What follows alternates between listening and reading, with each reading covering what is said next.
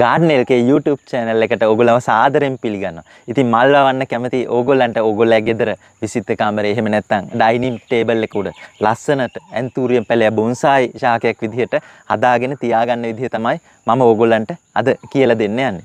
ඉතින් අපේ channel එක subscribe කරලා නැත්නම් අනිවාර්යෙන් subscribe කරන්න. එතකොට මේ වගේ අපි අලුතෙන් දාන එක එක වීඩියෝ වලින් ඕගොල්ලන්ට අලුත් අදහස් ගන්න පුළුවන්. ඉතින් ඒක ඕගොල්ලන්ගේ ගෙදර ඩිසයින් කරගන්නත් ප්‍රයෝජනවත් වේවි. ඉතින් අපි ගත්තොත් දැන් සාමාන්‍යයෙන් මේ ඇන්තූරියම් ශාක ගත්තොත් සමහර ඇන්තූරියම් ශාක ගොඩාක් ලොකු වෙනවා. ඉතින් අපි ශාකයක් පොඩියට හදාගන්න කොහොමද කියලා තමයි මේ වීඩියෝ එකෙන් පෙන්වන්න බලාපොරොත්තු වෙන්නේ. ඉතින් පොඩියට හදාගත්තාම ලස්සනට මල් කිනිති කීපයකුත් එක්ක ඕගොල්ලෝ මේසයක් උඩ ඕගොල්ලන්ට හදාගන්න පුළුවන්. ඉතින් ඒ වෙලකට ඕගොල්ලන්ට සාමාන්‍ය ප්‍රස් මිශ්‍රණයට වඩා වෙන මිශ්‍රණයකට යන්නත් වෙනවා. ඊළඟට වෙනස් විදිහට නඩත්තු ක්‍රමයකටත් ඕගොල්ලන්ට යොමු වෙන්න වෙනවා. ඉතින් අපි ගත්තොත් ඇන්තූරියම් ශාකයක ඇන්තූරියම් ශාකයක් බෝ වෙන්නේ සාමාන්‍යයෙන් මේ පැල වලින්. ඒ කියන්නේ මේ මුලින් පැල ඇවිල්ලා තමයි බෝ වෙන්නේ. එහෙම නැත්නම් ඕගොල්ලන්ට මේ මලයාගෙන් මේ විදිහට අර ගැට වගේ පොඩි ඇට ඇවිල්ලා ඒ ඇට වලින් බෝ කරගන්නත් පුළුවන්. ඉතින් මෙහෙම බෝ කරගෙන මේ ඕගොල්ලෝ ගන්න මේ පොඩි පැලයක් සාමාන්‍යයෙන් අඟල් 6ක් අඩියකට කිට්ටු වෙන්න පොඩි පැලයක් ඕගොල්ලන්ට බොන්සායි ක්‍රමයට තියාගන්න පුළුවන්. දැන් ඕගොල්ලෝ බැලුවොත් මේ ශාකය ලොකුවට මූල පද්ධතිය ඇවිල්ලා මේකේ පොඩි මල් කීපයකුත් ඇවිල්ලා තියෙනවා. ඊට අමතරව දැන් ඕගොල්ලෝ ගත්තොත් මේ දැන් මගේ මේ ශාකයට මෙහා තියෙන මේක බොන්සායි ක්‍රමෙන් නැතුව නිකන් ලොකුවට හැදිලා තියෙන. මේක මුල් ඇවිල්ලා ලස්සනට මල් තිබුණට ඒක අර හුරුබුහුටියට නෑ. ඉතින් අපි අර හුරුබුහුටියට පැලයක් හදාගන්න විදිහ තමයි ඕගොල්ලන්ට කියලා දෙන්නේ. හැබැයි දැන් මෙහෙම කරනකොට ඕගොල්ලන්ට අවශ්‍ය වෙනවා පොඩ්ඩක් ඒ කියන්නේ පොඩි දැන් පොල්ලෙලි කැබලි ඒ කියන්නේ ජීවාණුහරණය කරපු පොඩි පොල්ලෙලි කැබලි වලට ටිකක් බොරළු වලට සමාන ඒ කියන්නේ වැලි ටිකක් සයිස් එකෙන් ලොකු වැලි මිශ්‍රණයක් අවශ්‍ය වෙනවා. ඊට අමතරව ඕගොල්ලන්ට පොල්ලෙලි කැබලි කීපයකුත් තව ඕගොල්ලන්ට ඩෙකරේට් කරන්න සමහර විට මොනවා හරි මේ වගේ පාසි ඊළඟට මොනවා හරි ගල් කීපයක් ඒ වගේ දේවල් ඕගොල්ලන්ට මේකෙදී අවශ්‍ය වෙනවා. ඉතින් අපි ගත්තොත් මුලින්ම අපි කරන්නේ මේ ඇන්තූරියම් ගහේ තියෙන මේ අනවශ්‍ය මුල් ඊළඟ අනවශ්‍ය කොළ දැන් මම මේ ගත්තොත් මේ කැඩිලා තියෙන කොළේ ඊළඟට මේ පරඬැල් වගේ මේ වගේ දේවල් මේ වැඩිපුර වැවිලා තියෙන මේ මුල් අපි මුලින්ම අයින් කරගන්නවා. ඒ කියන්නේ හොඳ අලුතෙන් තියෙන ෆ්‍රෙෂ් මුල් අපි තියා ගන්නවා. දැන් මේ වගේ දැන් මේ මුල ගත්තොත් මේ වගේ මුල් අපි අයින් කරගන්නවා. මොකද අර මූල පද්ධතියේ ලොකුවට යනකොට ශාකයත් ඒ වගේම උඩින් ලොකුවට හැදෙනවා. ඉතින් අපි මේ විදිහට මුලින්ම හොඳට අපි මේක ක්ලීන් කරගන්න ඕනේ. ක්ලීන් කරලා අලුත් මුල් විතරක් ඕගොල්ලෝ මේ ශාකයට තියාගන්න ඕනේ. ඉතින් ඕගොල්ලන්ට අලුත් මුල් කීපයක් තියාගත්තාම ප්‍රමාණවත්. ඉතින් ඕගොල්ලන්ට දැන් පේනවා දැන් මම මෙහෙම ක්ලීන් කරාට පස්සේ දැන් මේකේ මුල් දැන් කීපයයි තියෙන්නේ.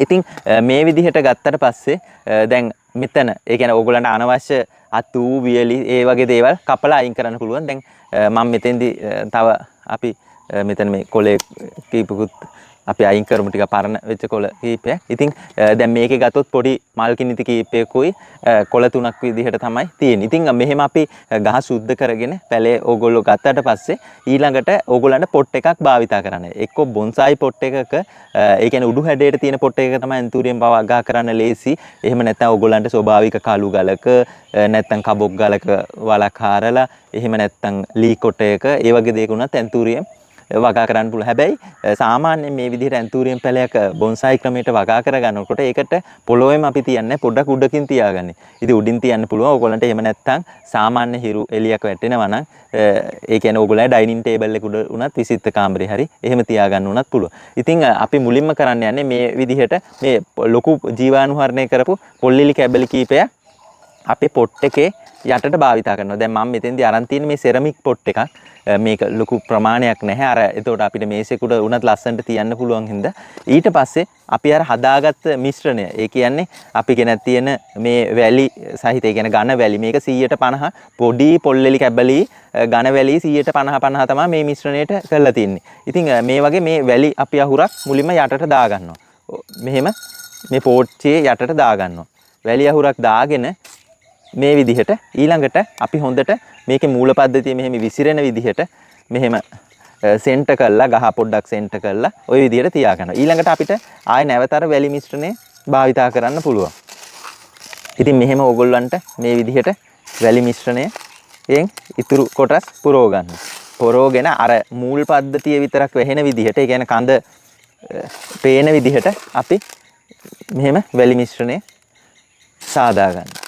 ඊට පස්සේ අපිට දැන් මේකට තව ඩෙකරේට් කරන්න දැන් මම ගෙනල්ලා තියෙනවා පොඩි මේ තිරිවාන කැබැල්ල. ඉතින් මම මේ තිරිවාන කැබැල්ල ලස්සනට ගහ ළඟින් තියලා ඊට පස්සේ මේ විදිහට පාසි ඒ කියන්නේ මේවා ඕගලන්ට ඔය සෙවන වගේ තියෙන තැන්වල හොයා ගන්න පුළුවන් මේ ඔය පිහියකින් හරි මොකක් හරි තලයකින් ඕගලන්ට මේ පාසි කැලි කඩලා ලස්සනට අර බෑග්ග්‍රවුන්ඩ් එකේ කියන්නේ ග්‍රීනරි ඉෆෙක්ට් එක එන්න ඕගලන්ට මෙහෙම දාන්න පුළුවන්. ඉතින් මේ පාසි දැම්මහම කොහොමත් හැදෙනවා. මොකද ඇන්තූරියම් සාමාන්‍යයෙන් හෙවණේ තියෙන ශාකයක් හින්දා මේ පාසිත් වැවෙන්නේ ගොඩක් වෙලාවට හොඳින් හෙවණ තියෙන පරිසර පද්ධතිවල.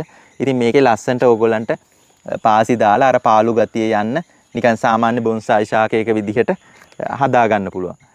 ඉතින් එතකොට මේක ඕගොල්ලන්ට ගෙදර වුණත් ගේ ඇතුලේ වුණත් ලස්සනට මේක මෙහෙම ඕගොල්ලන්ට විසිට කාමරේ වුණත් තියාගන්න පුළුවන්. තව දෙයක් මේකට වතුර දානකොට ඕගොල්ලෝ පොඩි ස්ප්‍රේ කෑන් එකකින් පොඩ්ඩක් තමයි ස්ප්‍රේ කරන්නේ. ඊට අමතරව පෝර ඕගොල්ලන්ට ඔය ඔස්මොකොට් වගේ පෝරක් මේකට භාවිතා කරන්න පුළුවන්. පොඩි මෙහෙම නෙට් කැබැල්ලක මෙහෙම පෝර කැබැල්ල ගල මෙහෙම ඒ කියන්නේ වටේ ඔතලා මේක හිමිහිට මේ පාසි වලට යටින් ඔබලා ඕගොල්ලන්ට තියාගන්න පුළුවන්. එතකොට මේකෙන් නිතර ඕගොල්ලෝ පෝර දාන්න අවශ්‍ය නැහැ. අර පෝර හරහා ඒ කියන්නේ වතුර ස්ප්‍රේ කරනකොට මේ පෝර හිමිහිට රිලීස් වෙලා මේ ශාකයට ලැබෙනවා. එතකොට මේ ශාකය හොඳින් වැඩෙනවා. අර සාමාන්‍යයෙන් අනිවාර්යෙන් අර සැලකිලිමත් විදිහේ මෙහෙම බොන්සායි ක්‍රමයට ඇන්තූරියම් පැලයක් ඕගොල්ලෝ විසිට කාමරේ තියන්න හදනකොට ඒකට උඩ හැම වෙලාවෙම තියන්න ඕනේ. බිම තිබ්බොත් මේ ශාකය ටිකක් ලොකු වෙන්න බලනවා. ඒ වගේම අර අපි වැලි වගේ එහෙම දාන්නේ පොඩ්ඩක් රත් වෙන ගතියට මේ ශාකේ එකපාරට ලොකු වෙන්නේ නැහැ. හොඳින් මල් ලැබෙනවා. හැබැයි අර ටිකක් කුරු වෙලා තමයි මේකේ මල් හැදෙන්නේ. සාමාන්‍යයෙන් හැම වෙලාවම කවදාවත් මේ වගේ ශාකයක් අවුවේ. ඒ කියන්නේ ඩිරෙක්ට් සන්ලයිට් එක තියෙන තැනක තියන්න එපා. 150ක් අත. ඒ කියන්නේ අවුවේ තියෙනවනේ අපි net එකක් ඇතුළත හරි තියන්න ඕනේ. එතකොට තමයි නිසියාකාරව ඇන්තූරියම් කොළ පිච්චෙන්නේ නැතුව ඕගොල්ලන්ට ලස්සන ඩෙකරේෂන් එකක් විදිහට තියාගන්න පුළුවන්. ඉතින් මම හිතනවා ඕගොල්ලන්ට මේ වීඩියෝ එකෙන් ඕගොල්ලන්ගේ විසිට කාමරේ තියාගන්න ඇන්තූරියම් පැලය නිර්මාණය කරන හැටි අයිඩියා එකක් එන්න කියලා. ඉතින් අපේ YouTube channel එක subscribe කරන්න gardener එකේ. Thank you very much.